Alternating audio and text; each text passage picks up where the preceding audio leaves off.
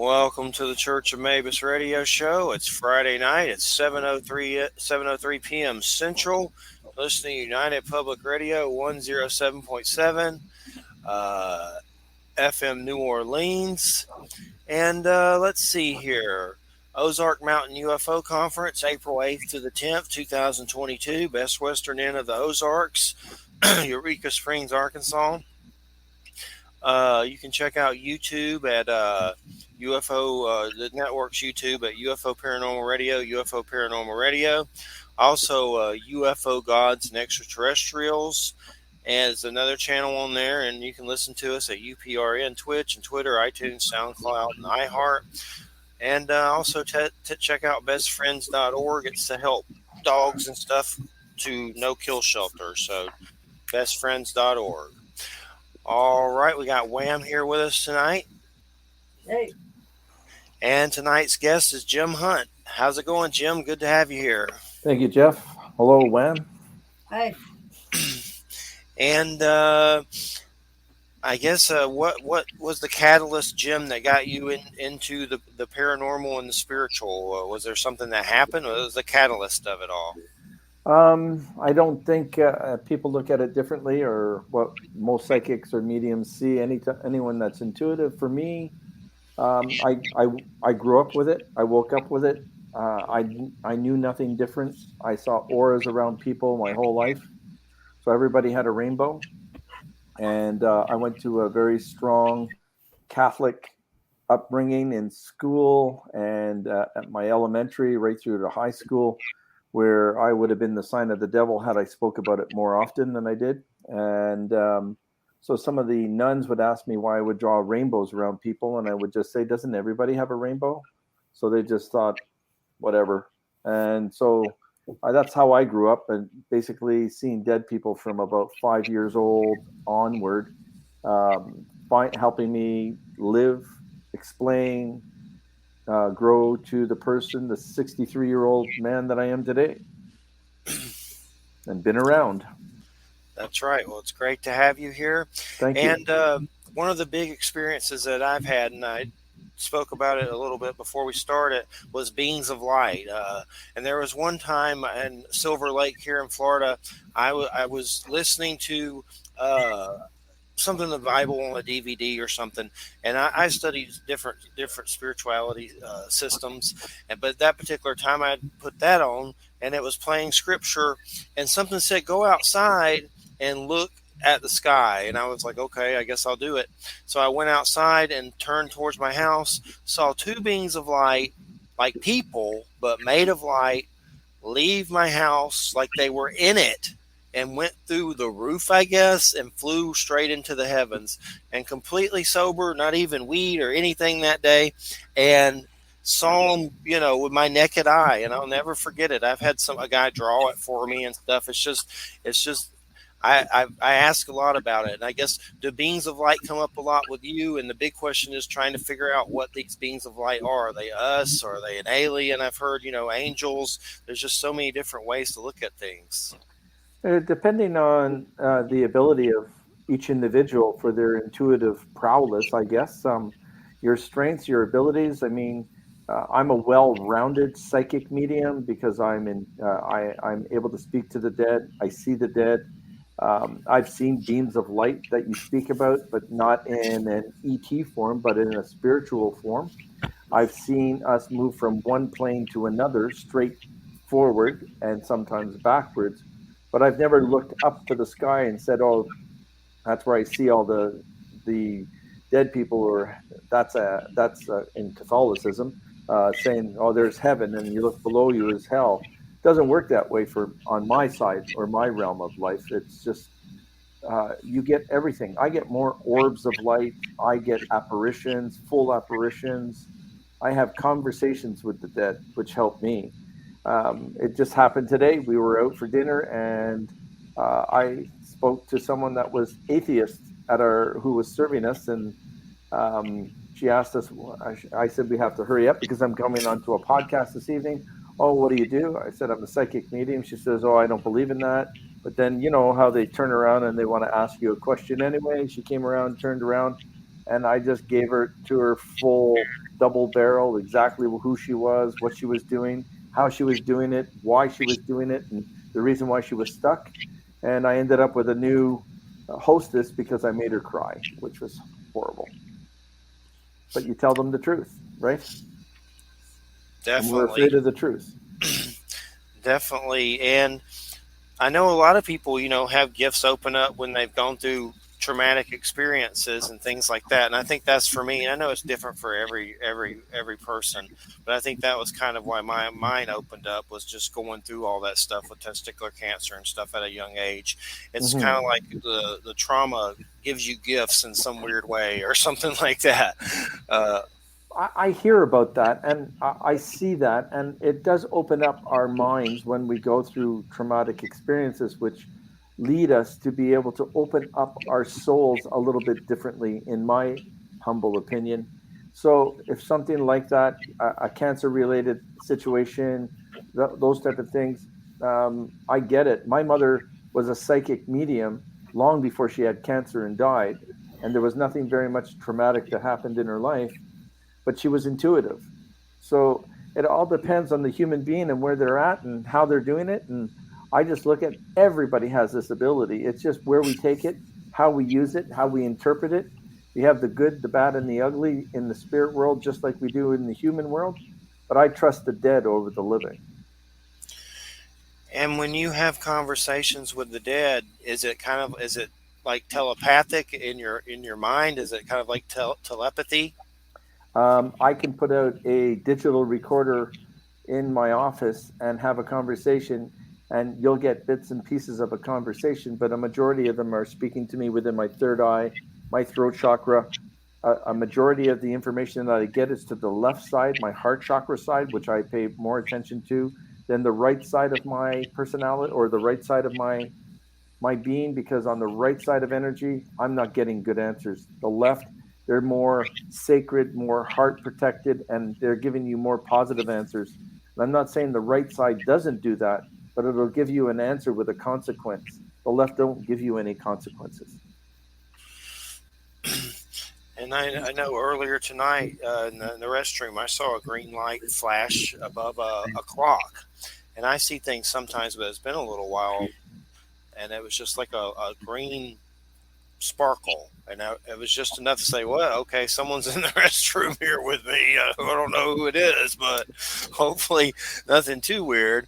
But it was definitely, and I've seen ghosts. I've seen Native American ghosts in full attire before, and things like that. And I do think a lot of my experiences were possibly my dad coming through on the other side after he passed, and it could possibly be some of the beings of light.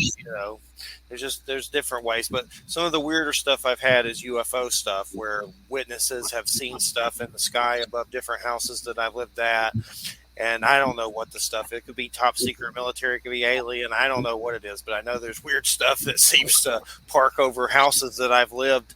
And I've had friends say, "Jeffrey, you're attracting them here." It's like, okay, maybe I am, and it's been scary sometimes too. But there's been a few UFO things lately, but nothing like my Goldie oldies back in my younger years, where I've seen actually different kinds of beings that seemed like they were coming from the UFOs, like some beings, small hooded beings. In the woods with a friend, the small hooded beings were standing around a black box, and a cat jumped towards them, and they vanished. And me and the friend both were like, "Did you see that? Yeah. Did you see that? Yeah." And it was kind of a mutual thing where we both saw it. And that was definitely, there's been weird stuff like that. And I know during that time I had been reading stuff about the Celtic otherworld and Druid stuff. And sometimes I read a lot of shamanism and have guests on about that. So I know things that we do can attract that kind of stuff too on some level, just by, putting your attention on it. So it's almost like maybe I attracted something for just reading a Celtic otherworld book. There's different things that happen on many levels. So when it comes to your experiences, when did it start getting a little weirder with different kinds of things? Like there's different paranormal creatures and stuff that you've encountered, correct? There's multiple types of different entities that I've seen in my lifetime. I've seen more grays in the last Grace. 5 years. ETs. We call them Greys. I call them Greys. Everybody's interpretation could be different. They don't acknowledge my presence when I see them, and these are spiritual beings, and they are extraterrestrial. They'll acknowledge you with a little tip of their fingers, or they'll look at you and give you a quick nod, but they never give you any. Me personally, they've never paid attention to me to give me any answers. And I'm the one who's trying to get their attention. And I'm just not at their level. They just walk right by you. And there's so many different planes and levels. I get spirits walking through me all the time that are at higher levels. And the spirits that are with me today, they're always on the same level that I'm at. I could be at higher levels than the other ones. There's a spectrum of so many different spirits and entities around us. I grew up seeing the dead and having conversations with them and saving my ass most of the time. So they've been very protective of me. So I just love what I see and feel. It's amazing. The gray thing is interesting because I'd never seen them before, but recently me and Christina have had some experiences where we've seen them. And at that time, was a nurse doing hospice care for her grandmother who has transitioned now. And there was I let white light from the sun fill my body when I closed my eyes in it and looked around the house, and I saw one standing in the room with the elderly lady, the grandmother, and it saw me, and it was like in the room with her, and it almost looked astral or something, like it was on a different, like it almost looked like a weird sunspot, but like you would see from flashes in the camera or looking at the sun in a weird way, but it was Mm-hmm. shaped like a being. That's the weird part. It was like it saw me. And then another time Christina saw one standing over the bed of over me, and I don't know if that was a positive or a negative, or I don't really know what to think of it, but definitely some creepy experiences with those lately that I'm trying to make sense of. They seem kind of emotionless and kind of, I don't know if they are or not, but they just kind of come across that way. And definitely there's creepy aspects to it for sure. Most of the spirit world are emotionalists in our world because they're on a different journey than we are, and they're looking for their next move, where they're going, a different galaxy, a different plane, a different level, coming back to Earth, doing something completely different, learning, educating themselves. It's For me, reincarnation is something that is joyous, and it's important for a lot of people. Reincarnation is something that I believe in very strongly, and I believe that we all have been back here many, many times, and it's usually speaking to your guides that are surrounding all of you that give me slight informations about some of your past, where you've been, what you've done, why you're doing it, why you have blockages, why you're not doing your thing. That is what makes me a very good life coach in my day job. So it's amazing. And so, was there something that you'd always seen these different sort of beings, but when it comes to some of your experiences, what's one that you'd like to tell us about that you'd like to share with us, like a particular one? My very first sighting of a full apparition was when I was 5 years old, sitting in a sandbox in a backyard, a community backyard, where there was like a lot of apartment buildings, three-story apartment buildings.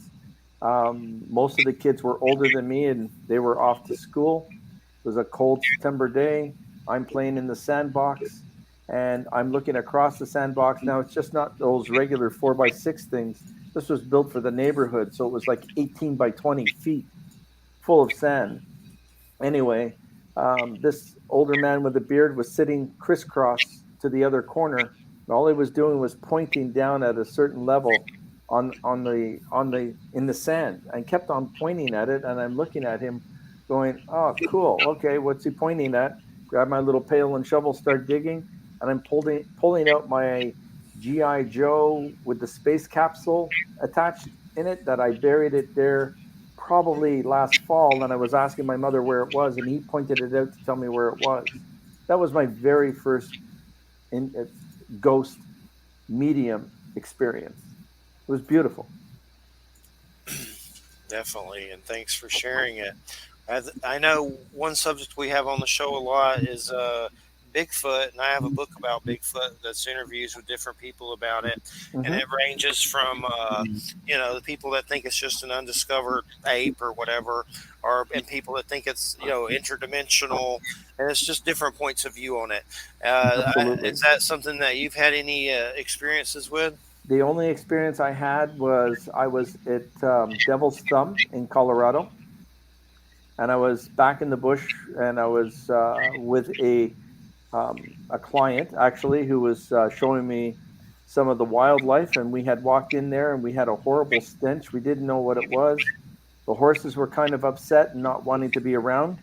So we dismounted the horses, walked a little bit. The smell got more horrid, and she just said, "I don't know what that is." And I said, "I've never been hunting, but I hunted with my uncles, and I was the guy who was carrying the knapsacks, I guess, full of food, and I know what a bear smells like, a rat. Yeah, I know what animals smell like, an elk, a deer, but I had never smelled anything like this before. And that's the only thing that I've ever come across. And she had mentioned that there were sightings of Bigfoots up in that Devil's Thumb area of Colorado. It's definitely a fascinating subject. I've had Carter Bouchard on and Ron Moorhead and all sorts of different people about it. But Carter works for that BFRO, and he's more. They kind of stray away from paranormal, but he doesn't. So it's always good to interview him because he'll tell you the paranormal stuff and be frank with you, saying they don't touch it, but I do. And there was one situation where we were discussing if you put all the UFO sightings and Bigfoot sightings and missing people maps over each other, that there's some weird patterns there that are a little too close for comfort. That probably look like something out of the X Files show if you mess around with those maps. But it's Interesting. definitely, it's definitely a weird subject for sure. I think there's something interdimensional about them. Maybe they all aren't. I don't know, but there's something just otherworldly about them. It seems like to me on some level, and because I mean, no body. There's so many theories about it. But and then if you get into the Nephilim, discussion that Yep. maybe they're the Nephilim and things, it's definitely a great subject uh, to get into on many different levels. And I've never seen one, and sometimes I wonder why they always try to appear to people that want to probably shoot them on a television show or something. But they never manage to, so that's good.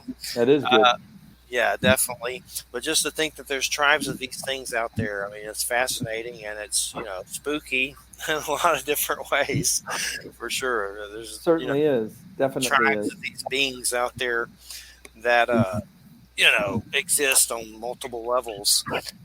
There's one story about Linda Godfrey that is supposed to be true. I mean, I wasn't there, so I don't know, but she's pretty respected.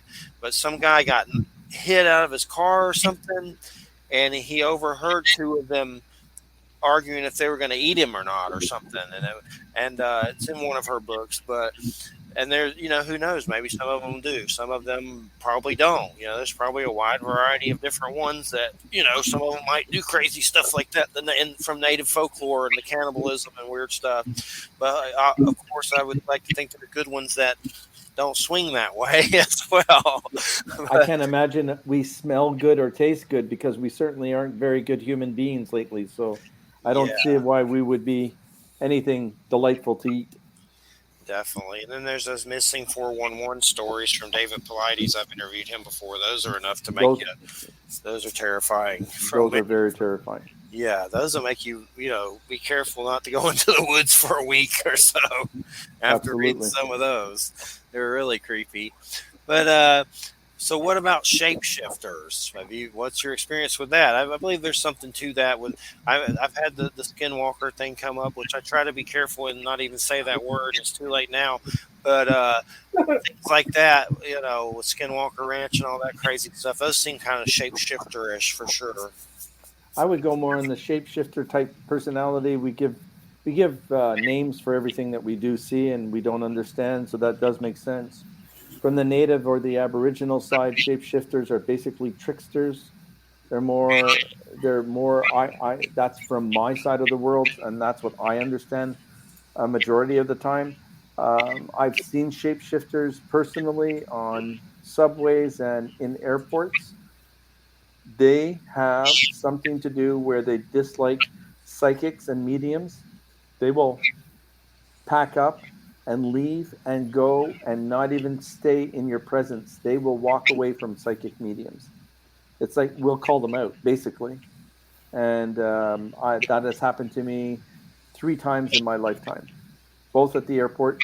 Weirdly, both times in the airport in Denver, and the last one was at the subway in Toronto, Canada. What did they appear to look like? I mean, Human beings at the beginning, glassy eyes. Um, they move methodically. They don't move as if they are human. They move very mechanical almost in some way, but lucid mechanical. And you can just tell that they're not normal. We have everybody who's in their busy days or who are not paying attention to the way that they're walking, or they might think that they have cerebral palsy or something, or they have a problem with their nerves if they're paying any attention. But these people, as soon as you recognize them, they'll get off at the next stop and make sure that they don't see me again. I hear a little bit of feedback, and it sounds like another dude talking, but it's very faint. And I don't know if it's something creepy or if it's something. The StreamYard doesn't normally do that, so I don't know I what am it is. picking it up as well. I hear it too, but StreamYard is not known for doing that, so it's a little weird. I'm not. It's not that terrible, but I don't do very good things with electronics, just to let you know ahead of time. that's what I'm saying. Maybe it's something.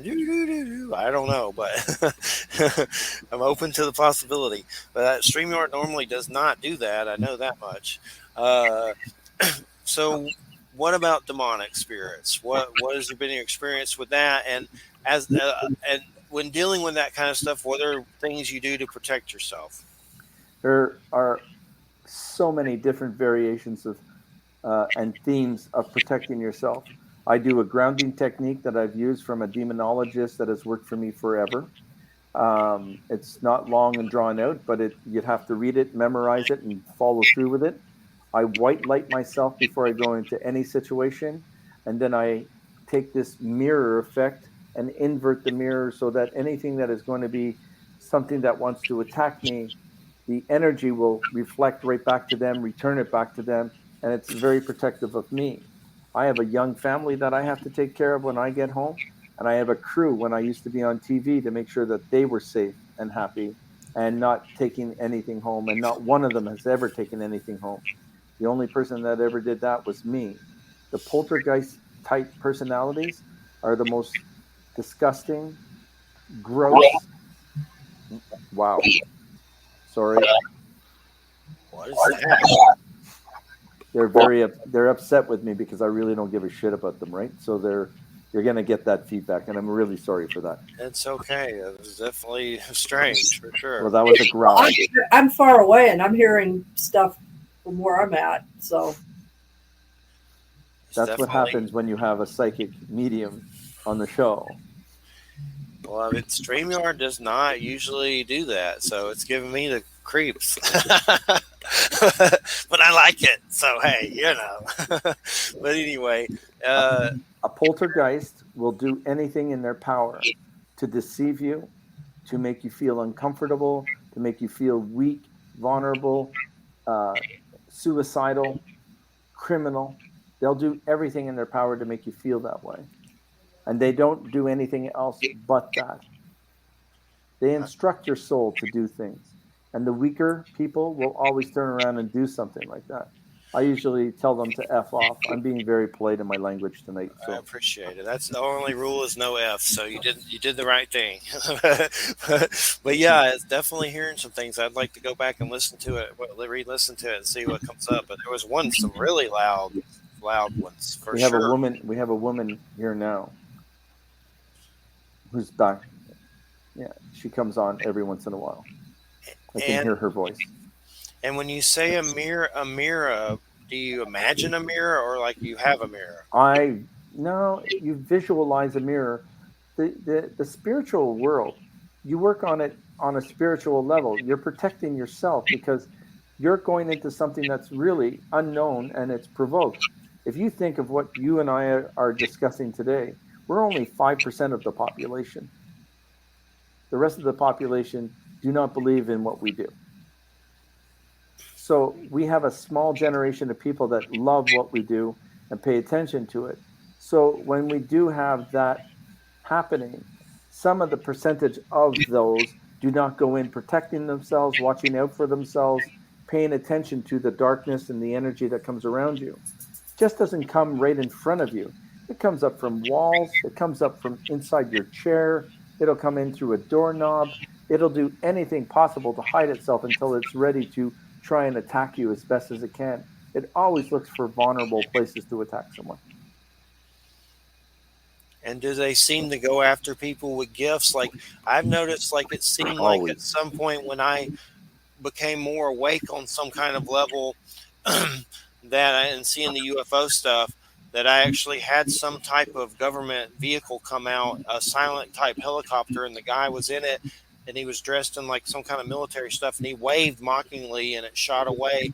It was almost like something came out because of the UFOs in the area, because it was a hot spot, like an agency or something. But they never came face to face to me or anything. But I know on a spiritual level, it seems like you can awake to these gifts, and then it seems like there's some kind of beings that maybe don't like it and they're parasitical. And I think I've been dealing with that lately on some level. It's just like they try to suppress it, don't they? A lot of them do. A lot of them don't like us giving answers because they want to create anxiety. They want to create this fear amongst us. They do everything possible to make us afraid of what we know. So when someone like me comes in, who's calm, has a good demeanor, and works well with the spiritual world, and I get along with so many different spirits and so many denominations of people who do this, um, they can't attack you as much. So they look for the weaker people around me to try and hurt them or try and get to them, which has happened quite often.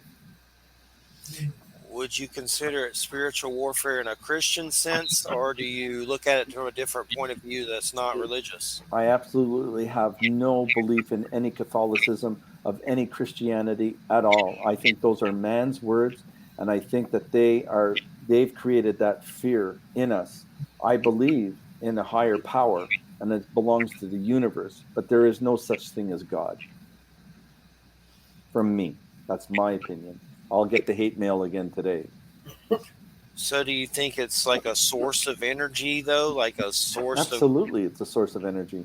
It's an energy that is positive, that tries to help you reflect on the things that you've done and what can you do better. That's the type of universe energy that works in the spiritual sense of things. But to believe that we have these 10 commandments and we have Judaism and we have Buddhism and we have all of these other religions doesn't work for me. Someone just yelled at me. I heard it. I heard it. It's definitely. Someone just called me a jerk just now. You'll hear it back again. It's definitely weird for sure, no doubt about it. And well, there's a source, and then we're connected to that source, Mm-hmm. and then, I mean, I guess religion is kind of man's attempt, an ill attempt to understand it on some level. And that's some stuff I've gotten into with Neil Donald Walsh. He's been on the show, Conversations with God, which are some pretty interesting books where God seems cool, like Jack Nicholson or something. So hopefully he's like that. but they're good books. I see. I prefer if he was Bob Marley myself. So Yeah, yeah, for sure. The Nicholson would be a trickster, no doubt about it. But yeah, it's strange that we're picking up so many things because I'm used to Skype doing that. We're not on Skype. We're on StreamYard. I'm not used to StreamYard ever doing it, for sure. I'm And glad that it's happening. yeah, that's definitely interesting. And let's see. And the things going on right now with Russia and Ukraine, these beings are probably rejoicing. They feed off that kind of stuff, don't they? Like murder and war and like these kind of beings that seek to. To me, I think Putin's infested with poltergeist type energy. He's a narcissistic sociopath. He's one man that is trying to control the world, and I cannot believe the rest of us are still letting all of this happen. Definitely. And Dr. Tory, who's coming on in April, calls the Putin the reptilius infected. Like he says it's parasitical, and he calls it reptilius something, something, something. It's a pretty interesting take, but there's definitely, I mean, the level to go and do that to a city, there's consequences spiritually for those kind of actions. Murdering, I would think, that would set you back on so many levels. If you don't want to come back here or whatever and go to a different level, murdering people, that's going to just set you back, I would think, It on does, a bad karmic path. 100% it sets you back, but he's not looking at that. As human beings, we're extremely selfish. We're indignant to most of the human race. We don't love each other the way that we should. We're always trying to combat, be better than Mr. Smith next door. It doesn't change. Our world is like a high school. You get all levels of people, and it's just a revolving wheel of the same thing over and over and over again. Us as spiritual people, psychic mediums, we're not going in with attitude. We're going in with explanations now to try and show you what's happening out there, and not trying to. I don't profess to be the best psychic medium out there, where a lot of them do. I love the psychic mediums that are out there that are much better than me and can explain things better than me and teach me. I want to learn as much as I can so that I can give it to my family so that they can prepare themselves too. And obviously, death comes up with all of this, the death experience. And I know that's a complex question, but what have you learned about that experience? We lose our bodies? It's kind of like shedding our clothes. What have you learned about that experience? It seems that's with the paranormal, the ghosts and stuff. That seems kind of like to be the hidden core of it, trying to understand life after death, right? February 17th, 1978, my mother died. I was 20 years old. My mother was very intuitive. I was the only one sitting in the room, which is sad when I had family surrounding us. But I was in the room with her, and it was as if she passed a torch. She was in a very Molotov cocktail state, to rid her of her pain and everything that she was going through in her cancer. I held her hand, left hand to left hand. I swear to you, I received light in my left hand, and it made me conscious more than I had ever been in a 20-year-old state. And all of a sudden, I felt like it was 500 years old. She let go of something to give to me to protect myself and my family, and I'm going to be doing the same thing to my children. There's a connection there of our energies spiritually that we give to each of us. So in death, we give it to someone else that can take it, utilize it, and help everybody. The idea is us to help, to give messages to people. Sometimes the dead can't move into the light because they still have a message to give to someone. Whether it's dark or light, they still want to give a message. And that's what I do, is give messages to people who are alive from the dead. And it's usually like a mental thing in your head that when you like telepathic, you think it and then they answer. I've had that happen on some level, but I didn't know exactly what it was. There's definitely something communicating, but I don't know. It could be an alien, a ghost, or who knows, God. I don't know. But so it's kind of like you have the conversation in your mind's eye. Do you ever do it out loud? Like I don't understand the question. like when you have a conversation with the dead, do you ever do it where you're vocally out loud with them? Absolutely. Sometimes I need to hear myself so that I can get an answer. And that's when you can carry your HD recorders and you'll get certain answers that will come along that I'm still giving. In that old show of mine that I used to do a couple of years ago, Knock Knock Ghost, they have reliable feedback of information. I've asked a question and an intelligent answer has come back. And those are the things that I look for. And that's what I use to give answers to everyone. You have a very noisy background, guys, just to let you know. Can you hear it? It might be my turn that off maybe, or turn it on fan. It might be my AC in the unit. You hear anything, Wham, in my background? I hear kind of a general. It just sounds, honestly, what it sounds to me is like sort of low grade machinery in the background, like refrigerator. Like it Yeah, sounds sort of like my refrigerator going off. it's off now. It was it gets hot, so sometimes I turn on the window unit, but Oh, I sometimes see. I played it. I listened to it last week, and you could hear it a little bit. It wasn't that bad, but I just shut it off. It's getting cooler, so it's fine. So what about the subject of elementals? Elementals are What amazing. are they? Like Elementals are nature the ones that spirits? are natural spirits. They're the one who are trying to protect our earth. They're the ones that are. Um, if you've ever been in the thick of a forest and watched the trees breathe, it is one of the most amazing and astounding things I've ever seen in my life. And anybody can see that, just not me. It's out there. They photographed it. Take a look at, go look at it, go look it up on the World Wide Web. It'll show you exactly how trees breathe and reunite us with pure oxygen afterwards. Um, Elementals are there to protect the environment in so many different ways. You go camping and someone cuts down a a beautiful tree that's still standing instead of looking for the dead wood in the forest, they will get pissed off at that group, and it has happened.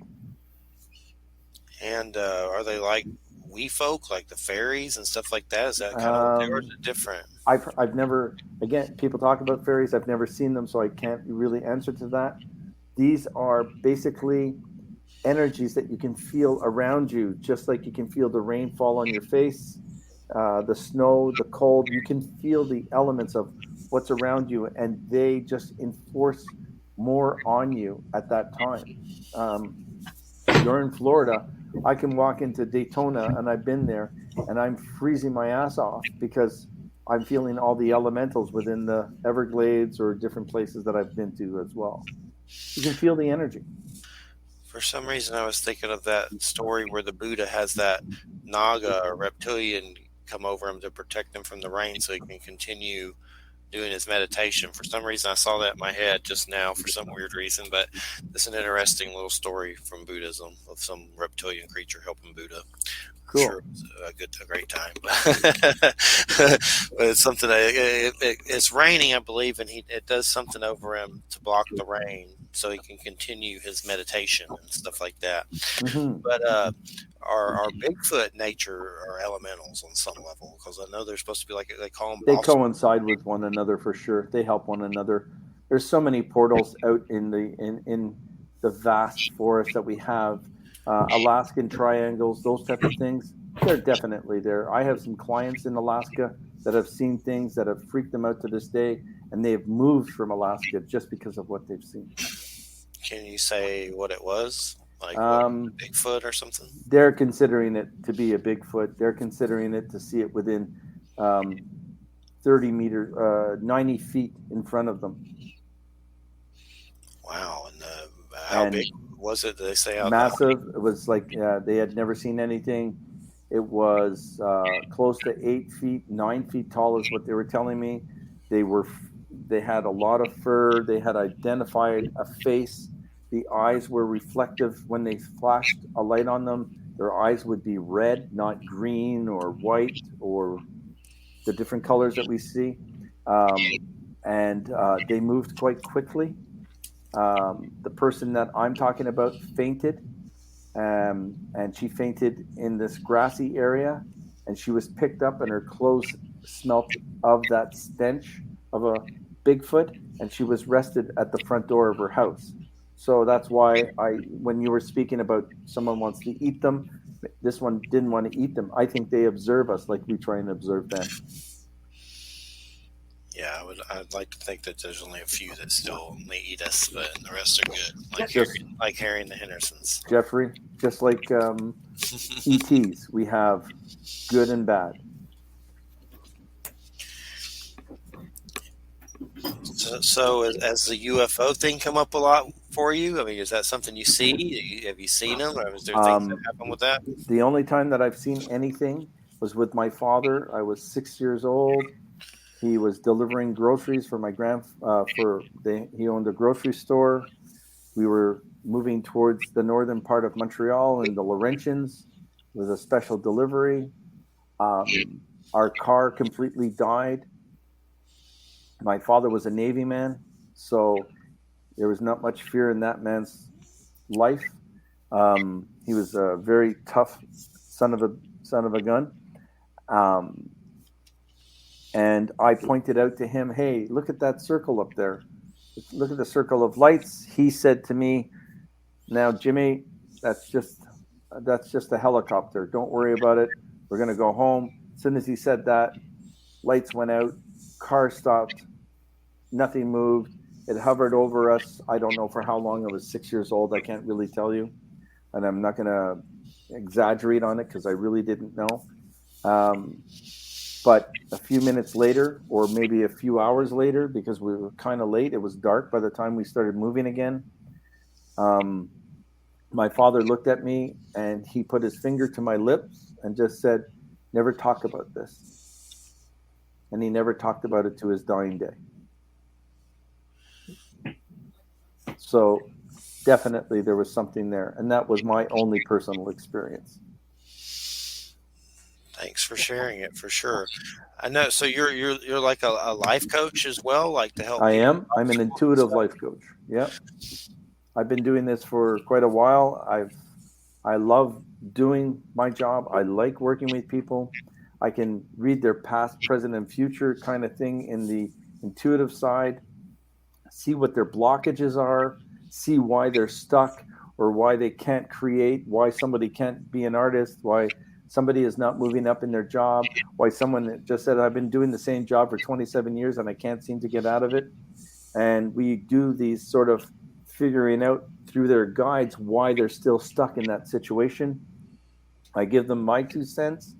We work on things, and they usually they overcome a majority of their situations. I relate to some of those comments. What are some of the things that people do to get unstuck? I mean, what's some hints there? Um, well, first of all, we don't see our value. Nobody sees their value because we're taught to be controlled in our environments. Um, I'm outspoken. I'm honest about what I do and what I say, and I have family that are absolutely disgusted with what I do, who don't even talk to me, who think that I'm the prolific liar of the century, and I exaggerate this to get attention. That's my own family. So I get used to shit like that, and I put up with it, and I don't care. I really don't. I did at the beginning, and now I don't. And I find that people, when they come to me for life coach decisions, they are controlled by their environment. They don't have permission to say, "Hey, I want to go and take dance lessons, but my mom won't let me, or and I've never done it before." It could have something related to their past where they were an instructor or they did were dancers back in the day, and it was something that they never completed in that lifetime, and they needed to at least complete or feel satisfied that they learned. And if they do something as simple as that, Jeffrey, their life just moves forward 100% because they get that confidence back. I've seen doctors leave their jobs to become florists. It's cool. And it's definitely, I mean, there's things that I've dealt with my brother that you can mention, like when you said that some family members don't believe, what you do and things like that. Well, first off, I'll tell the story. My mom's husband, who's passed, he didn't believe I did a radio show at all. It's like I think I even played it to him, and he didn't believe it. Like it's like he thought I was not lying about it. But my brother is a concern because I can mention something like, "Do you have a spiritual life?" Or if you even say a Jesus word to him, he gets angry, like weird, like upset, and it's just disturbing. And I try to figure out ways to pray for him and stuff. And lately he's been drinking too much, a lot. But I noticed, like, I'd asked him something about a spiritual life, and it was just the way it was just weird. But when you said some of these things come through to other people, I've noticed that with him, that try to get to you, or affect you on some level when they come through towards others in your life. And it's not really an opinion that they're trying to give to us. They're trying to instill a sense of fear that they live with, that they can't focus and fix themselves. So they project it onto others that they believe would be weaker than them to handle it. My brother in law sat with me down on a Christmas Eve and looked at me and just says, I've never seen one of your foolish shows in my lifetime, and I never plan on watching it. And I hope that you know that. Like he just needed to say his piece. I just looked at him and I just said, that's up to you. Do whatever you want. He was looking for an argument, and I'm just going, do whatever you feel like doing. Just live your life, but I don't care about your opinion. And that's what we all need to learn is opinions. We have opinions on these shows because you're asking me questions about my opinion. Yes.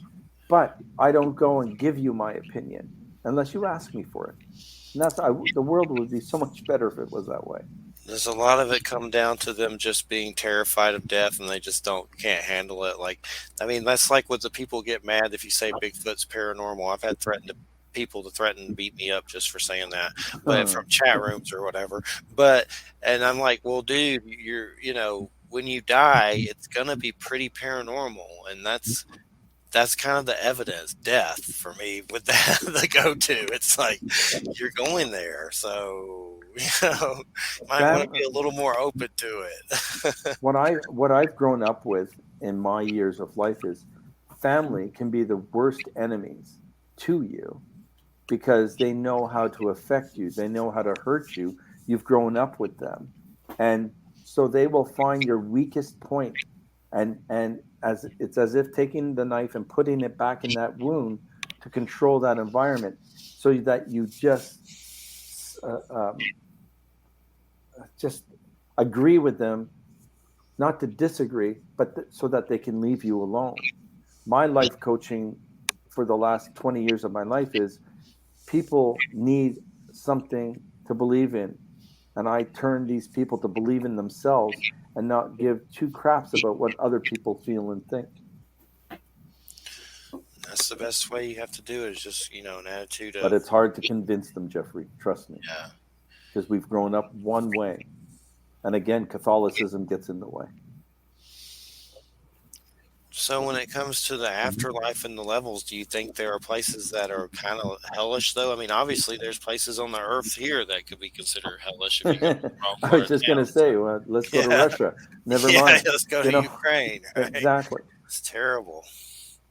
If you only understood what we feel as spiritual people, the crying, the fear of that country because of one idiot trying to control the world, and all these people are suffering, and we just sit and watch the news and pay attention to it and just raise our hands saying we can't do anything about it. In life, we do the same thing. We do it to our family, we do it to our friends. In the spiritual world, I'm protected. I know who I am. I'm not going to change, but I'm not coming out to fight you because I really don't care what you do. It's not my place. Unless you need my help, I'll help you. Otherwise, go ahead and do what you do. There are so many different variations and planes in our lives that we just follow through on an instance of understanding that plane that we're in right now, or this life that we're in, was a horrible life that we put up with. And now we don't have to do that anymore because we've outgrown that soul life. And now we're on our own pretense. We're making our own judgments. We're making our own opportunities. So we've grown out of those old soul lives and we've become better. It's just very difficult to hone in on a lot of the things that you're asking. It's just, there's so many different resources of fate that happen. Definitely. And so out of body experience, is that something that's come up a lot? I mean, is that something that you do like as astral projection? I believe that it can be done. I think that it might have happened to me a couple of times, but I can honestly say I don't know if that was a dream state or if I was stoned one day and I just didn't know. I can't really say, but I believe in it. From my experiences, and of course I don't try to push them on anybody, but I just tell the story. And I think that light being is us on some level, and I know shamans call them luminous beings of light, but I think maybe it's our soul on some level, the part of us that leaves us when we croak.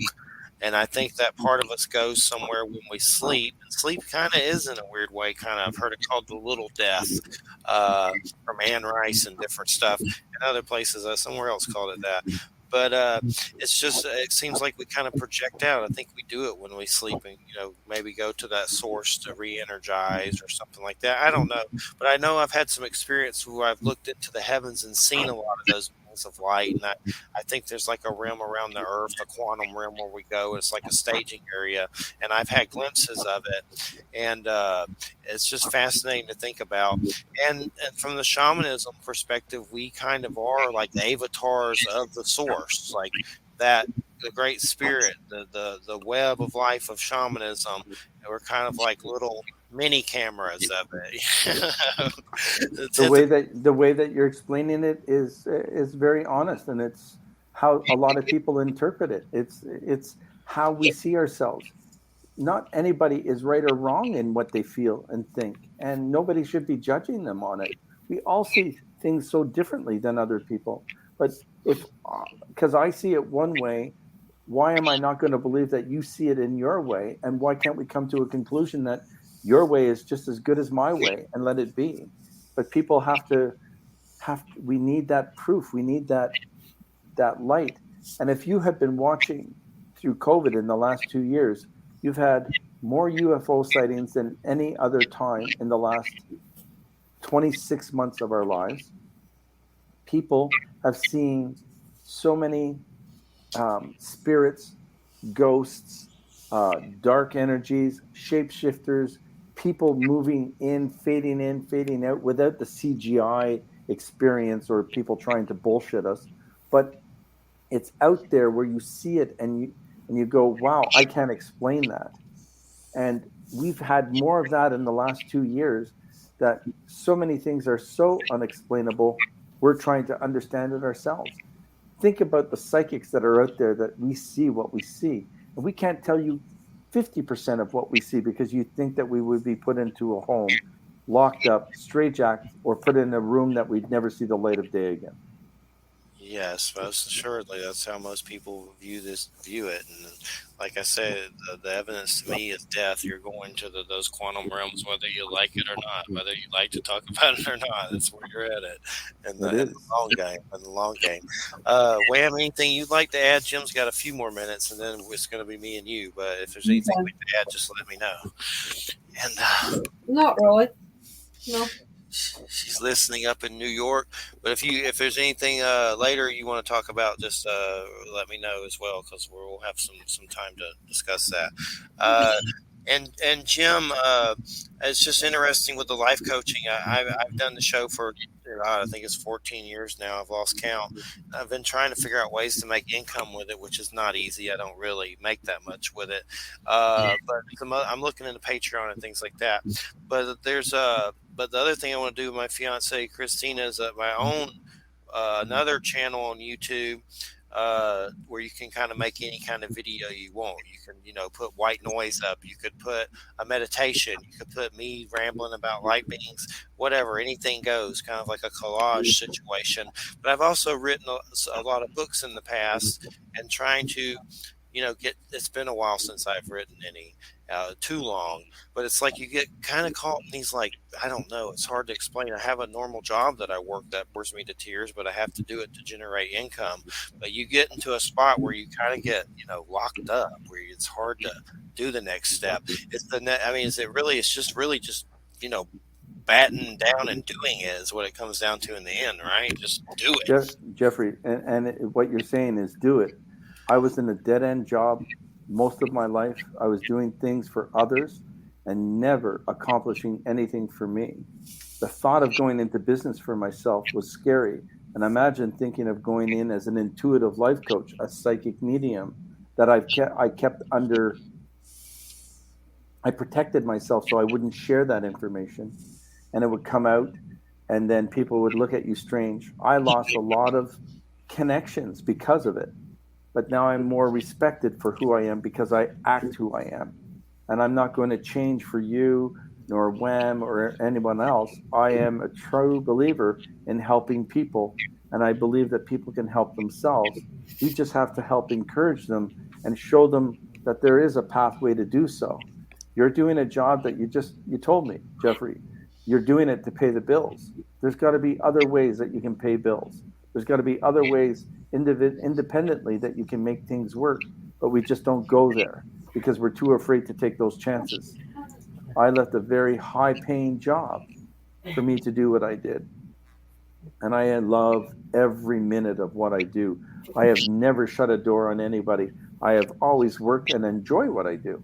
But we just don't get the opportunity to feel that way because we're too afraid of the man or not making a dollar or being kicked out to the street. We just got to Yeah, believe, Jeffrey. you have to believe, and then it's like you have a gun to your head too. When it comes to survival, it's the worst Yeah. part too. And the problem about the gun, Jeffrey, it's never loaded, but we think it is. Definitely. And so, what are you working on next? Is there anything in the future? What's coming up? I am going to have my own podcast by May 15th. It's going to Cool. be, I'm going to be trying to see where I can come up with listening to others and me asking the questions and putting them out there and seeing. And I'm looking for interesting guests. And it just doesn't have to be paranormal. It's going to be why you have a writer's block and we can figure that one out. Or why aren't we doing the things that we're doing? Just generalities of life that people are stuck. And a psychic intuitive life coach can bring it out and talk about it on air with people. I've got a lot of people lined up for it. I'm so looking forward to it. Sorry, and it's just going to be a lot of fun. Is that going to be accessible at jimhuntofficial.com? Will there be like It links to it and stuff? it will be on a new page on jimhuntofficial.com. People can follow me on Instagram at jimhuntofficial and Twitter Jim Hunt Official and on Facebook Jim Hunt Official. So Very it's cool. all available down there. Have you got a name for it yet? No. What if people go onto my Instagram account? They're going to get a free reading if I can get something from what they think it should be called. So I'm looking forward to everyone's ideas. I've gotten about 60 already. So if I pick somebody's, it's going to be cool. I have a small following, but I have a great following, and these people are amazing that follow me. So I just love it. Well, we appreciate you so much coming on, and I'll keep an eye out for that for sure. Keep us in the loop, and I certainly will. I wish you the best, and I hope it does really, really great. I appreciate all of this, and I want to thank you for inviting me and setting me up. And I enjoyed this, and it was a pleasure watching Wham because I didn't see much else. And Jeffrey, thank you for all the questions. You're welcome, and have a good weekend. And thanks so much, Jim. Take Peace, care. brother. All the best to all of you and your fans. Thank you. Cheers.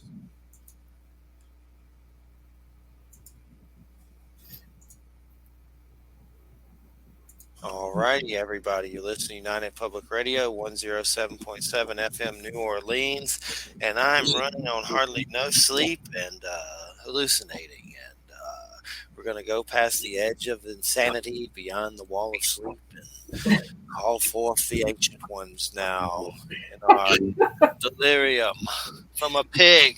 Yeah, I'm pretty tired too. I've been up quite since about 4 a.m., so I'm pretty tired too. It sucks. That it feels like crap.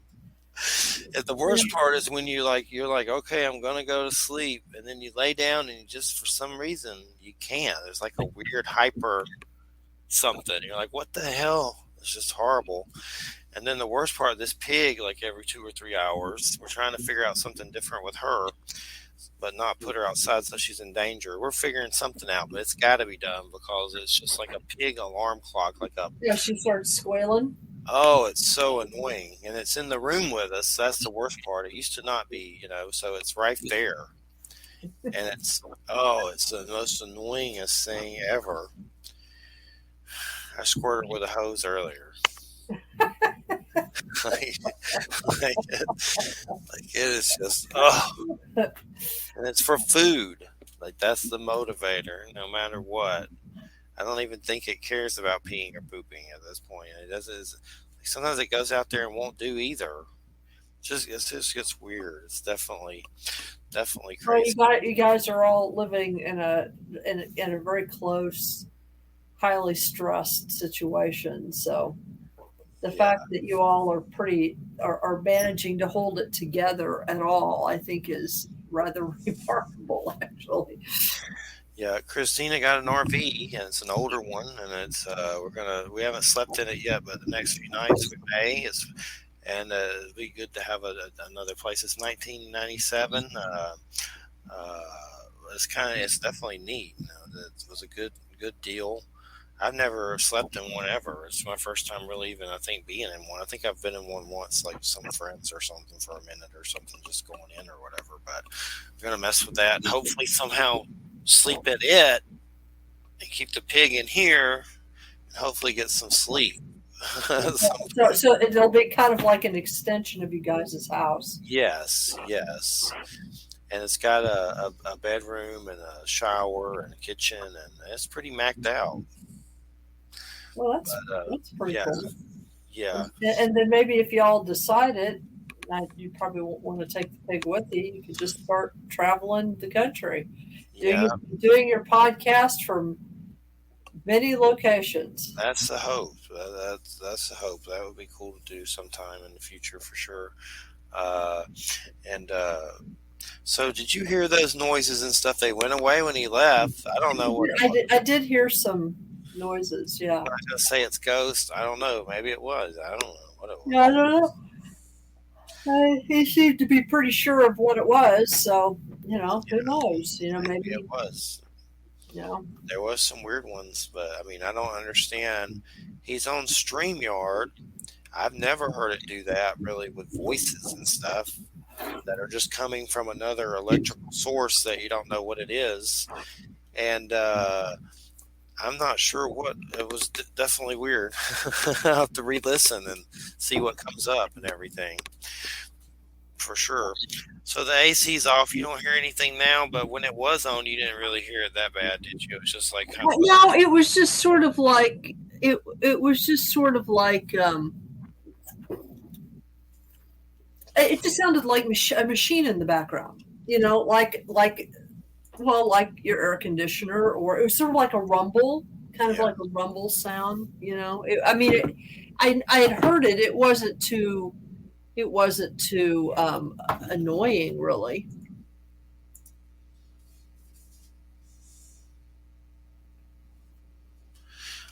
Okay, and apparently, let's see. Jim.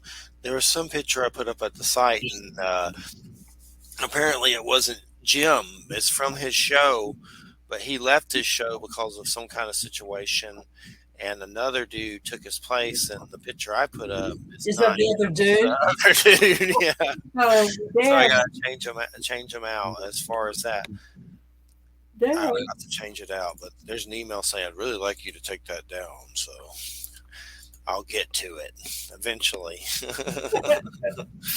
But Hate those kinds of boo boos. yeah, the biggest problem is WordPress.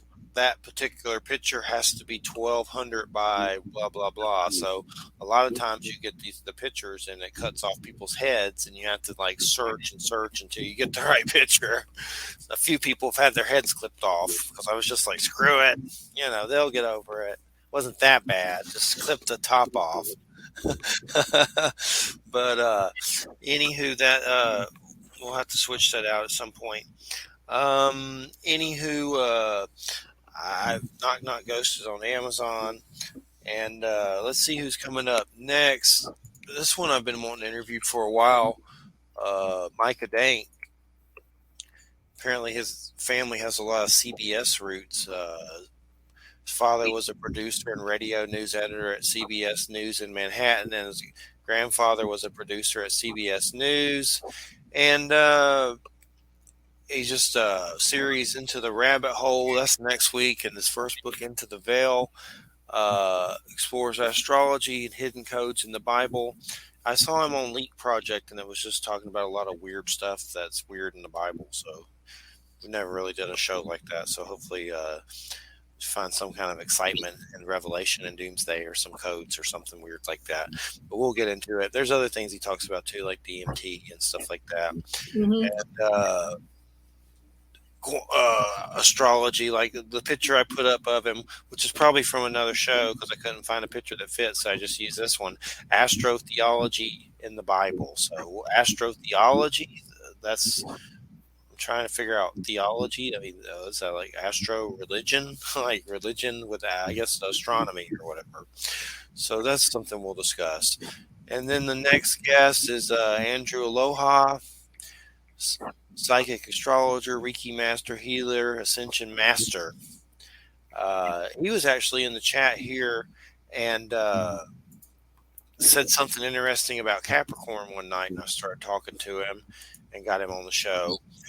And that's where we met him at. Let's see who's coming up for the other ones after that. I've been scheduling kind of slow. I'm scheduling for April right now. April 1st is Augie Nost. That's with Jay. Then Dr. Torrey, that's Jay. Dave Morris, that's with Jay on the 15th.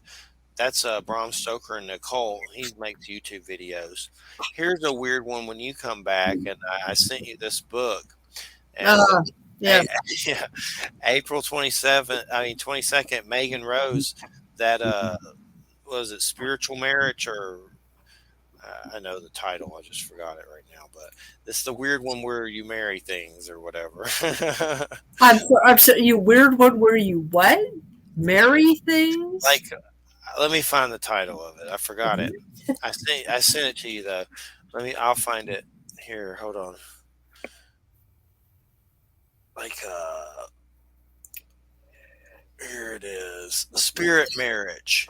Intimate relationships with otherworldly beings. Oh, you got to get Stephanie Quick in on that because she's completely about that. I'll tell her about it for sure. Yeah, she's completely about that. She would get so excited. My biggest thing is it seems like everything in it's like positive. Like I don't see how it's all positive. Like really, it seems like something. Obviously she experiences it as positive, so whatever. Yeah, it's like basically like letting weird beings like do you and you marry them and stuff. Like it reminds me of the ladies like that married a pirate ghost. Well, or a bus in a train station or whatever. Well, that's what I mean. You should talk to Stephanie because like one of the people that she's completely into. Let me see if I can remember this woman's last name. She was her last name was Craddock. I can't remember. It was like Irene Craddock or something like that. But she was a woman who wrote a bunch of like she was kind of a spiritualist too, I think, and she wrote like a bunch of or like several texts at the turn of the century from the 19th into the 20th century, and she was completely into this idea of having like spiritual lovers, and so she had all of this like really interesting astral sex, but she didn't have any like sex here, but it was like all with other entities, and she was obsessed with it. I guess we would call her a fetishist now because she was obsessed with it, but she was really interesting and kind of an interesting writer, and Stephanie's all about her. I'll tell her about it and see if she Yeah, wants she's all so. It'll help with 2 hours of that. So I mean, it's like an Amazon erotica or something. Well, I mean, you were gonna write some Bigfoot erotica. Yeah, crossed my mind once, but you can make some bank on that stuff. well, right. You just have to figure out how to put it together. Yeah. But it's weird. There's like a picture of some, I guess, like a Carnanos horn being and some chick, and it's weird. But there's some voodoo stuff in it and things like that, and different things like that. So should be interesting. let's see. And that's the last one I have scheduled. So I'm working on some more. I need to do April 29th and May and all that stuff. So I'll figure it out slowly but surely. I'm trying to change this picture real quick. Of course, the picture he sent me is huge and probably is going to cut his head off. So it's not. I have to go find another picture. I'm just doing it to be polite. Because I understand. I don't want to get into it too deeply. We told me about some of it off air, and it just sounded, like a bad thing that happened, and they parted ways because they wanted to turn it more into something, dramatic that stuff that may have not been true or whatever. They do with those ghost shows. So he left. Yeah, well, yeah, I'd leave too because it's like, if you're going to be doing something like that, why are you going to be introducing questions into it? Yeah, that it just doesn't make any sense. Brings you bad luck to do that. I've never understood people that make up this stuff. Why on earth in God's name? They're crazy, like Stan Romanek and stuff like that. I mean, why? I mean, he obviously made some money on it, but it's even when you're people that tell the absolute truth don't really even make any income on this stuff. So I just don't. It's just weird. I guess they're just crazy. That's the only thing I could think of. But especially like the Stan Romanek situation and all that. That's the whole, kooky as hell. No matter which way you look at it. Yeah. Well, there's lots of kooky. Yeah, I think Romanek got out of jail. Oh, did he? Yeah, I believe so. And I don't know anything else. I haven't heard anything else, but I don't know if he's I don't think they're saying much, or I don't know. They all have me blocked, so I don't know what's going on, and probably better off that way. But I heard he got out of jail. Of course, he made up that the Men in Black beat him up or something, and probably had his wife beat him up or something weird. That's what maybe he just sat there hit himself in the face. There's some people that are crazy enough that they do that.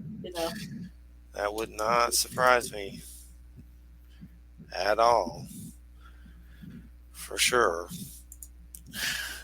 So now it's like, okay, here's a knock knock ghost. Maybe this is him. It's hard to tell. It's a little picture. Maybe this will be better. Hopefully. It's a little picture of him. The biggest thing is the size. It's like a real pain in the butt with sizes. Doesn't really. There's a bigger one. That'll work. WordPress is very specific about what size you use, and it's so freaking annoying. It's very annoying. So what's up with your TV watching? You haven't been watching anything? You don't watch anything? I don't know. I haven't been watching anything. I've hardly had time to watch any movies or anything in the past 2 or 3 months. I just been way too busy. The only thing that I've been watching and keeping track of is that I've taken some time to do is the Star Trek Discovery and I've got a new season of Picard. Okay. So that's literally the only. I mean, I've been reading some stuff. I've been actually reading through. We had him on a few months ago, reading through Don Webb's book about vampire magic. So I've been reading through that book, and I've been reading a couple of other books that are sort of like classic UFO books. But other than that, I've been doing a lot of spiritual practices, but I sort of have, I don't know, stepped away a little bit from concentrating so much on this stuff. I do this every now and then, I step away from it a little bit in order to sort of pursue some of my own private interests. So, I still connect with Stephanie online and, I'm doing this to some, but I'm not really, I don't know. I'm not that engaged with the paranormal community at the moment. Um, well, the only other thing is, I mean, what I'm working on is, do you remember Michael Hacker that we had you had on last fall? Sure do. He sent me something recently, an audio book, Brad Steger, that he did. Right. Well, he is. I um, I did a contract with him, and he is in the process of recording and producing my Mysterious Beauty, Living with the Paranormal in the Hudson Valley, and it's got a release date. If everything goes right, it's got a release date of somewhere like late April, early May. So that's happening. Cool, cool. That's cool. Definitely keep me in the loop so I can promote it. And when you're Yeah. on, feel free to promote it and remind me to promote it. No. Yeah. I mean, there's a little bit of extra work I have to do on it. You know, like um, because it's got an appendix and a fairly extensive bibliography and notes. I have to go through. We have to figure out what we're going to do with the notes and the bib, and usually, I guess for things like that, for an audiobook, what they do is they create like a supplemental PDF that when you click on the book to listen to it, you can automatically click on that as well, so that they can have access to the photos if you have photos, and then to the appendix and to the notes and all that kind of stuff. So, I've still got to do that. I just found out about that a couple days ago. But he's working on it. He sent me the first chapter, a kind of a sample first chapter for me to listen to, and the only thing I had to help him with was how to pronounce Albany in New York, because in other parts of the country, including where he lives, where they have a city that's spelled the same way, everybody says um, they say Albany, not Albany, Albany. and they say Albany. I mean, I did when I first moved here, and was quickly corrected.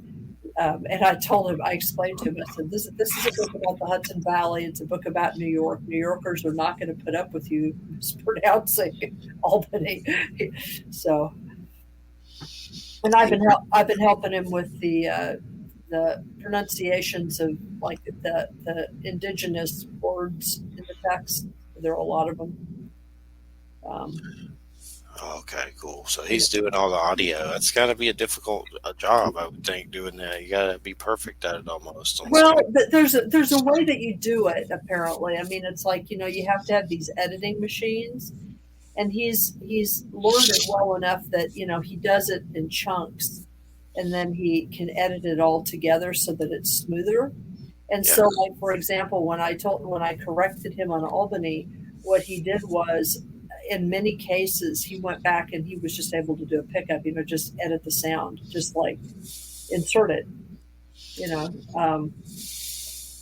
And I've heard him. It's really funny because, um, basically, when you're doing an audiobook, you're supposed to read it as given. You know what I mean? Well, the problem is that in my audiobook, because I had to do the editing in it, there are some editorial issues from time to time.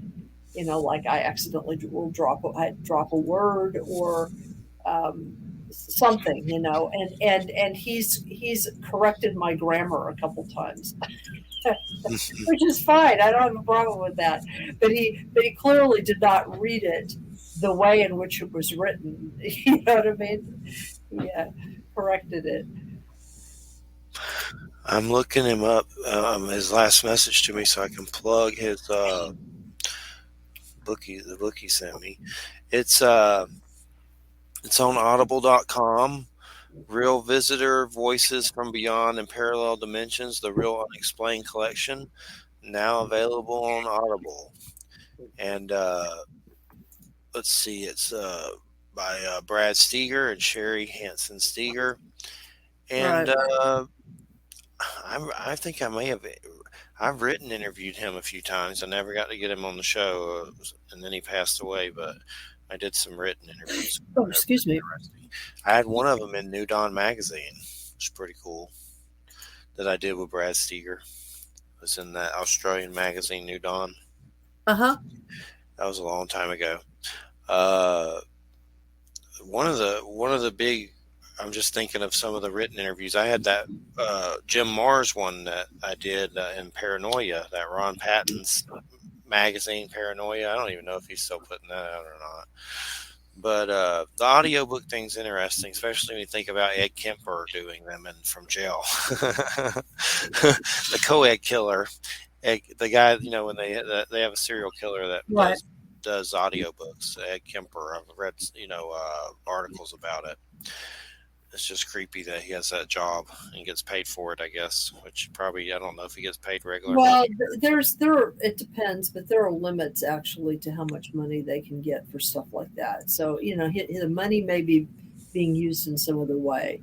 I mean, it may be being funneled to family or maybe being funneled to the victims' families or whatever. You know what I mean? There there are laws that have been passed in many states prohibiting prisoners from, just simply being able to make a living while in prison. Someone asked in chat, "What is Church of Mabus?" I don't know. Oh, that question again. It's like, It's do I like, gotta? it's I, like I mean, I started doing this with you, and like I don't know, it was like 2012 or something. It's been like almost 10 years, and people were asking you that question then. So I guess they're still asking. yeah, well, back then it was kind of like a shock rock kind of thing, just to piss people off. Yeah, I Like know. I remember Guy Weddle going, "Why do you want to put church with that?" I was like, to piss people off. that was that was kind of my mindset at first. Now it's just like I say, Church of maybe us. Just Well, my own spin on it. there you go. 'Cause there's a guy that used to say Mabus meant maybe us, like maybe us. No one knows what it means. And then that John Ho guy Oh, who I know that guy is crazy. He's so crazy. I'm like, listen to him. He's so crazy. and John Ho made up the Antichrist thing. He like just pulled it out of his butt pretty much in a documentary one day, and that stuck. Like there's no, I mean, he's kind of the source of it. Of course, I think he ignored my interview request. Like there are people that are pretty. They're scared to do the show if they ignore you. If you ask them, Mavis, oh my God, I'm gonna die. But just stupid. But I try to look at it from a Bruce Campbell kind of Evil Dead thing. You can look at it from, oh, I shouldn't have did that, or oh, Peter Levinda said the weirdest thing about it. I created a thought form that drains me every show. It's like, what's that?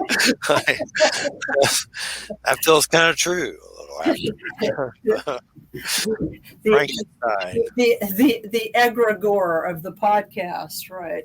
the void. The I void. created the void. And then I've had weird paranoia. What if I'm Mavis? I'm going to croak and all this stuff's going to happen. Like, No, I'm sorry. I'm sorry, Jeffrey. Neither you nor I are that important. true. We Very just true. simply aren't. And then we've had Eric on Grimsma that says Trump is Mavis and then breaks it down in weird codes that are kind of weird the way he's deciphered it, meaning that through the German Drumpf is the name that he used to do it. But we've just had different perspectives on about it. Mostly just try to laugh about it. It's just a word, for goodness sake. It's just all it is. A word that no one knows what it really means except Nostradamus. And He said. he might have just, he might have just been tripping when he did it. Yeah, he said. In that Nostradamus movie, he takes something and starts tripping. Like Well, he maybe starts, Maybe Jim Hurt, since he listens to the dead and they talk to him, maybe he could like tune into Nostradamus and find out like what Nostradamus meant by it. yeah, for sure. I know There is a weird. I don't have it, but there is a Dolores Claiborne. Dolores Claiborne. That's the Stephen King book. Dolores Cannon I was going to book. say, Dolores Claiborne. what? That's that's a weird Stephen King book. There's a movie, I think, Kathy Bates or something. But Yeah, anyway, yeah. yeah, and some kind of weird molestation stuff that's creepy. But the the whole thing. Dolores Cannon, the lady that did Ozark, and she wrote a book, The Custodian. She wrote a weird Nostradamus book that I should get it one year. You can probably find it pretty cheap, but it's like all kinds of weird stuff that she was channeling Nostradamus supposedly or something. I'll have to look that one up. Dolores, I have one of her books. I think it is that Custodians, and I never read it, but I have it somewhere. Dolores Cannon, Nostradamus. It's called Conversations with Nostradamus. Wow. But that's some trippy stuff. Putting it right up there with Conversations with God. Let's see, Amazon. I'd like just to read the description of it. Conversations with Nostradamus. Let's see here. It's Dolores Cannon. It's just her like talking to Nostradamus, dude. Yeah. Hey, Get dude. Hey, dude. People say it's great, so maybe there's something to it. Wasn't Dolores Cannon the one that was into all this new age stuff, and then she became like a born again Christian, and now she That's a different lady, and that's I think the one you're talking about is the angel lady, right? Yeah. Doreen Virtue. Oh, that's right, Doreen Yeah, Virtue. that was kind of weird. I used to have like her CD. I think I still have it. Some chakra clearing. I listen to it all the time, but I saw that, and it's like I have some of her cards, and suddenly she just like dropped all that stuff and got real kooky. It's kind of like that hit Anne Rice one time, but I don't think she got as kooky, but a little maybe. But and then Anne Rice came back to the dark side and wrote some more vampire books. So that was She part of the reason she came back is that, and she talks about it, is because she just has had no patience with the Pope's attitude about certain things like gay people and abortion, I guess, or whatever. She realized that the faith experience that she had with the Catholic Church was real, but being attached to the institution was another thing entirely. Gotcha. So apparently there's 3 books of this Nostradamus channelings. My God. Well, you got a lot to say. They're like 366 pages. Get Eric to read those and tell me what's going on. It's a trilogy. The trilogy. Nostradamus trilogy. There's a good Nostradamus movie that's old. That's really good. It's the only one that I know of. But in it, he trips. He takes something and trips out, and starts having his visions and stuff. And then I think he's healing people with the plague with rose petals and whatever he did. And then his wife and kid dies from it because he can't get back there in time or something. So he goes like to this dark situation. He goes dark. There it is. Wait, is that it? Nostradamus. I'm trying to look it up because it's a really good movie, actually. That's a weird one. That's like I don't think that's the right one. I'm trying to look at the dude's name that plays him. I can't really his name. I'll spell the guy that plays Nostradamus. I'm having trouble saying it, but I'll spell it TCHEKYKARYO. He plays Nostradamus, and F. Murray Abraham's in it. Mm. And who else? Julia Armand, Amanda Plummer. I don't remember who she plays. Rucker Hauer, He's like a crazy. It's by a guy named Roger Christian. But it's pretty good. It's 1993. Probably the only Nostradamus movie that I know of. I don't think there's any other ones besides documentaries. But it's like a movie. Has pretty decent reviews. Some people complaining about it. Uh, Well, there's always someone who will complain about it. yeah, I've looked at those praise for the hairy man comments on Amazon. There's some in there. Andy would call them spooks, I'm sure. There's some rude ones in there, but it still has 4 stars, I think. So, Yeah, so yeah. that's good. 4 stars is just fine. Yes, 4 stars is really good for a book. But sometimes it's fun to go through them and try to figure out, what's going on. Like there's some rude ones in there. Yeah, it still has 4 stars for sure. Uh, some of them are in there. Mothman. There's too much Mothman in here. Too much Mothman. Oh, you Too much. mean other than Bigfoot? Yeah. Like Well, someone. Andy was helping you do it. I mean, what else? What else is there Yeah, to do? exactly. And let's see some of the ridiculous, the worst. That's one of the lowest ones. Here's one I don't get. 3 stars, not too good. 3 stars is not really bad though. Really, is it? The 3 stars isn't that bad. Like a 3 star movie's pretty good usually. 4 stars, it's supposed to be better or whatever. 3, 2 maybe. That's low, but three's good. How's that not too good? Just don't understand people's rating systems. Not. It's funny. Not too good. What does that mean? I'm not sure what that means exactly. Not too good. Is it? It's sort of like they're talking about like he's eating wings, and this is the wing sauce. Yeah, It's not too like good. just not too good. 3 stars Not for too praise for the hairy man, the secret life of Bigfoot. But I'll take 3 stars over 2 or 1. That's good to me. Three Oh stars yeah. Absolutely. for sure. So the book, what is the company again? ET something for Mike's audio books. Oh well, no, that I don't know. I mean, I have it somewhere. Let me look. yeah. Mike, I can look it up on his bio, or yeah, I can look it up on Church of Mabus. That's where Yeah. it's like ET Accardia or something. Let me get the right one, so I'll mess it up. Mike Hacker. Mike Hacker. Here's an interesting thing that we can talk about. Recently on let me tell you this first. ET in Arcadia Audio. That's the name of it. ET in Arcadia Audio. Okay. You can find the Brad Steger book, and Okay. his stuff's on Audible. And it's a strange little neat little name, ET in Arcadia. But the thing I want to talk about was Chase Klowetsky. Have you ever heard that name before? It sounds familiar.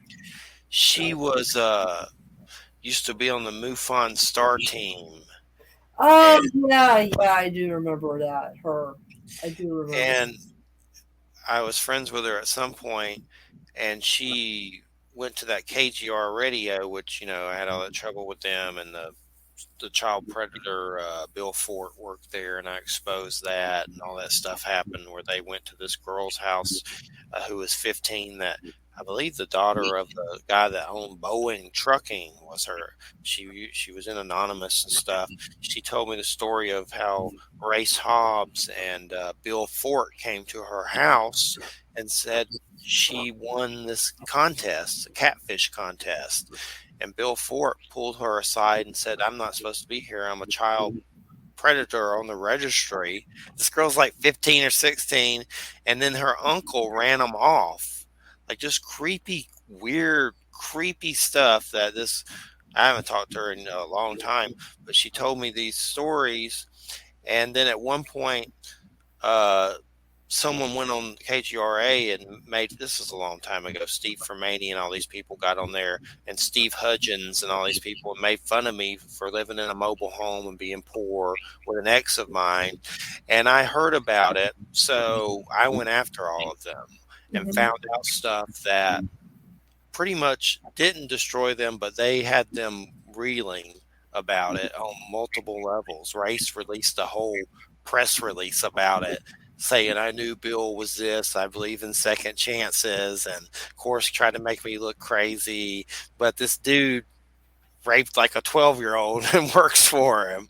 And anyway, and then I had another person, was it Jamie Havocan, send me like weird threats of hacking me and showing me weird hacker stuff on his computer and saying, I'm going to do this to you if you don't shut up. I still have that video. And you can tell it's him, like this guy, you could tell it's him that's doing it. And it's like in court, it would be, he'd go to jail. It's so stupid. Like he's threatening me and pull up my addresses. And they all got mad about that, the child predator thing. They went crazy about it. And I would have probably never known about it or even did it if they didn't mess with me, making fun of me and stuff on the air. But anyway, Chase Kowetsky went there. Micah Hanks went there. Micah don't really talk to me anymore. I guess we're still friends. I haven't spoken to him in years, but he was on the show like for 8 times, 10 times. I was on his show. And then he went there, and I guess we don't really even talk. Hopefully he's still alive.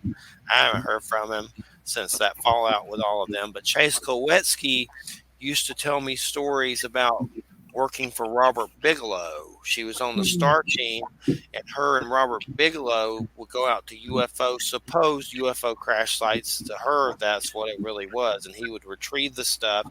She had to report to him, and she didn't like it. And also said that she was on the computer they call God or something. There was nothing hardly on it at MUFON or something weird. But anyway, the story goes with her. She was out in this field. This was in Medium, that site Medium or something, by Ryan. I forget his name, but he wrote it.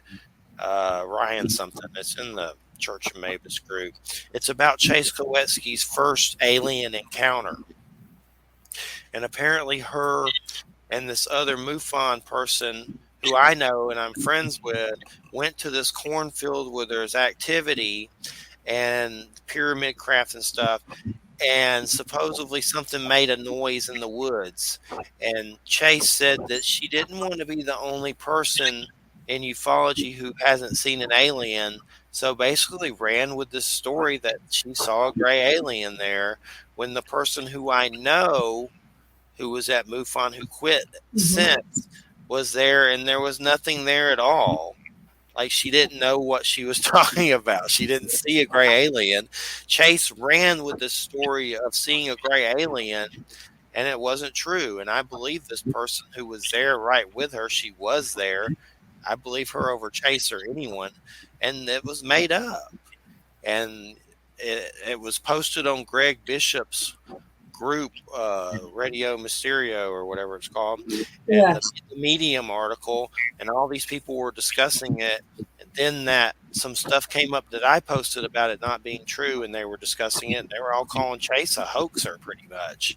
So this whole lady is like supposed to be like a large respected UFO person that's been in MUFON. I don't know if she went back to MUFON, but I mean basically her whole legacy is built on a lie.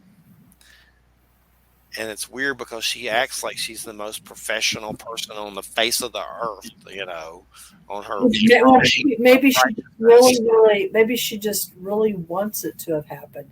I mean, it's kind of like that woman, whatever her name was, that did stuff to her skin and was trying to pass herself off as a black person when she was a white person. That was weird. And then she tried, she used the idea of race as a construct, which I understand because it's a social science idea, but it's talked about in a different way than she was talking about it.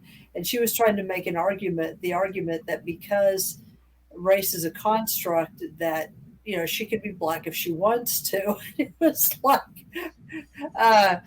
that was weird. Well, you can change your skin color, but you can't have the same set of experiences. You know what I mean? You just can't. And so what she would end up doing in order to have credibility, because like she was a regional president or director of a chapter of the NAACP. Yeah. What she did was she would she would create these stories about being discriminated against as a black woman when they never happened because it couldn't because she's not black. So you know what I mean? It's It was just crazy. that she'd like make this shit up in order to have credibility.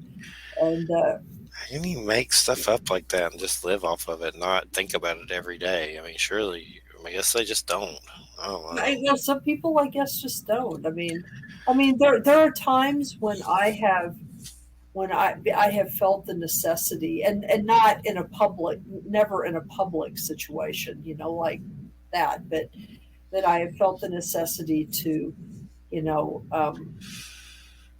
not just spill all the beans, to people that I know, just simply because either, you're trying to keep the peace or, trying to protect somebody or something like that. But to just publicly base your entire persona or identity on a falsehood, on a falsehood. Makes you just as slimy as Stan Romanek, and that's what's over there at old KGRA Radio. It's gross. You can look up Bill Fort, Church of Mabus, BILLFORTE, Church of Mabus, MABUS, of course, and it'll come up, and it's the whole thing. There's a whole registry. He's on it. He's just over there. I don't know. It's crazy. I don't get it.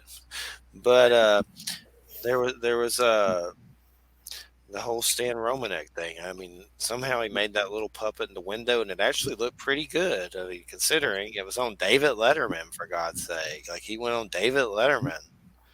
Yeah, that's wild. And that whole thing, they caught him with pedo stuff on his computer, and then he's like, they put it on there on purpose. No, I doubt it. Because I'd heard weird stories about him and stuff from family members and awkward hugs and weird stuff like that. And, strange things like that. Then, of course, there was some, oh, God. Graham Ganson told me this story. This is one I probably should have shut up and not tell. But that he was at a convention. But you're going to tell it anyway. Yeah. And he went up to Travis Walton, Fire in the Sky. I've interviewed Travis with Thomas Reed a long time ago. And he asked him, what do you think about Jeffrey from Church of Mabus? And he said, something. I heard Jeffrey was spreading lies about Richard Dolan and the Starborn sisters and a threesome. Or something like what? A threesome? A threesome with Richard Dolan and the Starborn sisters. And I'd heard that from someone. I'm not going to say who, but I'd heard that. And I just repeated it. Funny, And next thing you know, Travis Walton is asking Graham about it. I don't know if it's true or not, but I've heard weird things about Richard Dolan and, divorce and weird, stuff. So Richard Dolan's called me crazy before because I went after KGRA on live radio. So. Well, I seem to remember when you did that. I mean, I didn't actually hear it, but I heard about it. So, and I remember the time period really well. There was a time where I went to KGRA chat with Chip Pleasure, also Pleasure, Chip Pleasure, that's his XX name, but Chip Pleasure, and another guy, Shepard, and that Jimmy Church show was on. And we were just, they're hanging out, kind of trolling. This was a long time ago. And I decided to call in. And they answered. Next thing you know, I'm on air. And I just said something nasty, like from Howard Stern, about a dirty Sanchez and Race and his wife.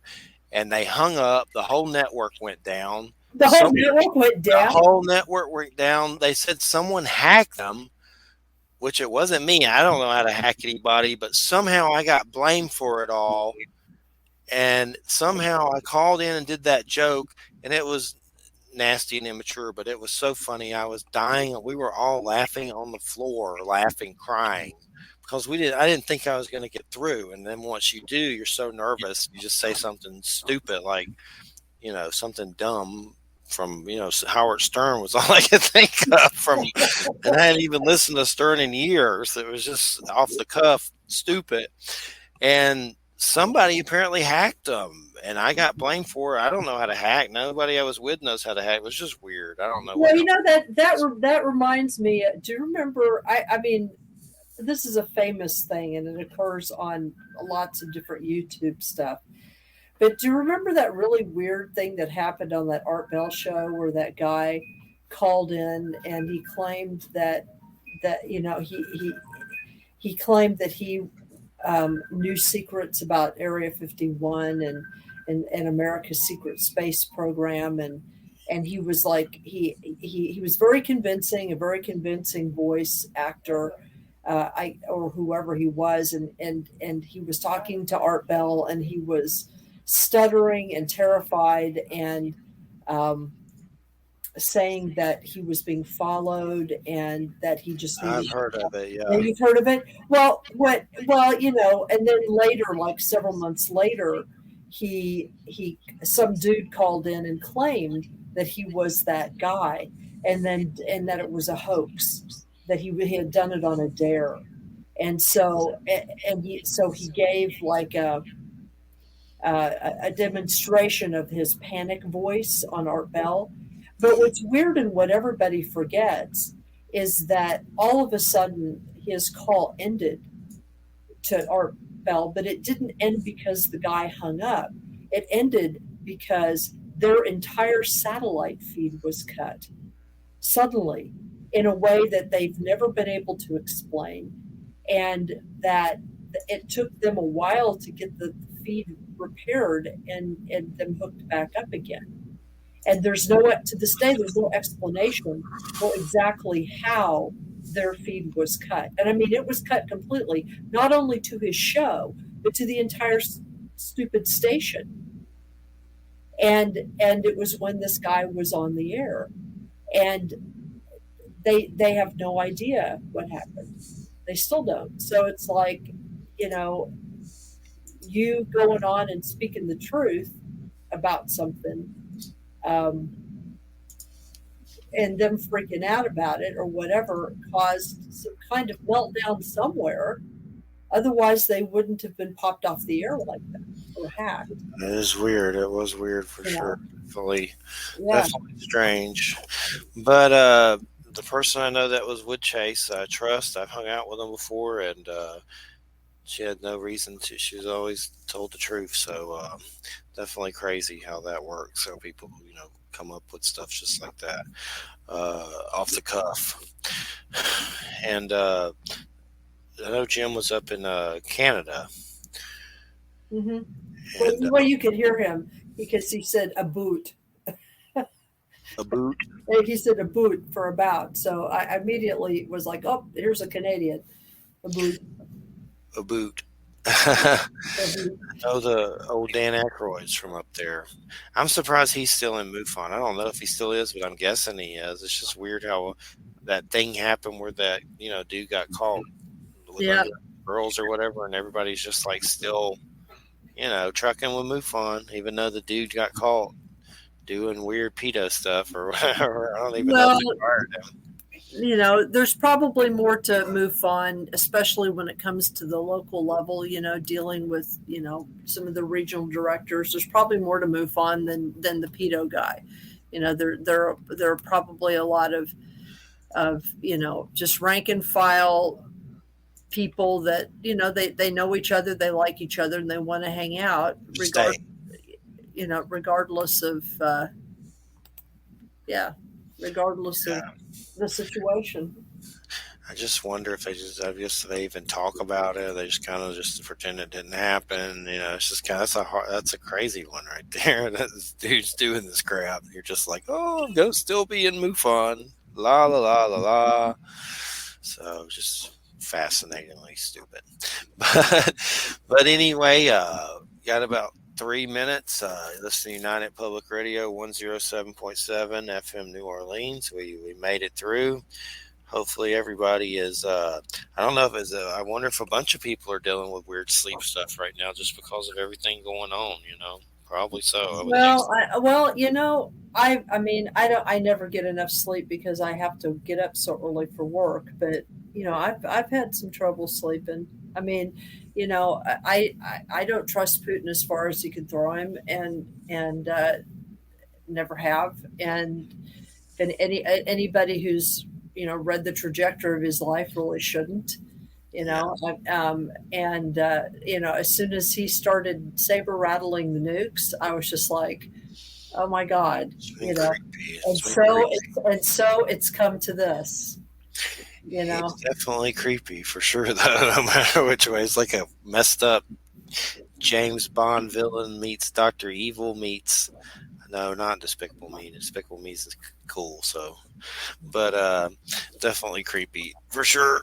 And the biggest thing is though, if he can't even hardly take Ukraine, how's he going to do anything else? So it's not like I don't see how he's going to come over here and do anything to us. Well, and that's the thing. I don't think that I mean, based on what I've been hearing from a number of the sort of experts about him, including people who personally know members of his inner circle or members of his military team or whatever, their version of the Joint Chiefs, that there's one of two possibilities. One is that he's